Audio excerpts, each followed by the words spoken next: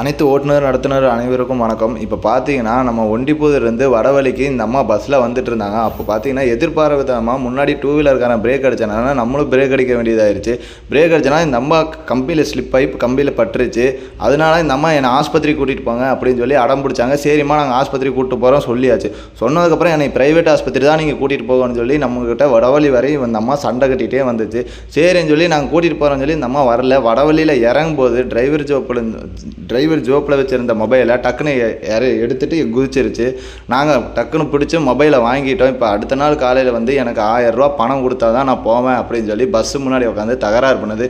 இந்த அம்மா கேட்டால் நான் சிவகங்கை அப்படி இப்படின்னு சொல்லி பேசு. சிவகங்கையிலேருந்து இங்கே வடவள்ளிக்கு வந்துட்டு சம்பாதிக்கிறதுக்கு வந்துச்சா, இந்த மாதிரி டிரைவர் கண்ட்ரைக்டரை வந்து சண்டை கட்டி இவங்ககிட்ட நம்மக்கிட்ட இருந்து காசு வாங்குறதுக்கு வந்துச்சான்னு தெரில.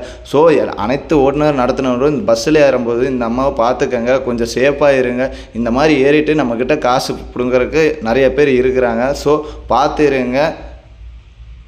ஓனாட்ட இதை பற்றி சொன்னால் 500 ரூபா பணத்தை கொடுத்துட்றா அப்படின்னு சொல்லி காலையில் டைம் ஆச்சு, பணத்தை கொடுத்துருவாங்க. அப்போ 500 ரூபா பணம் கொடுத்ததுக்கப்புறம் தான் இந்த அம்மா விட்டுச்சு. ஸோ எல்லோரும் கொஞ்சம் சேஃபாக இருங்க.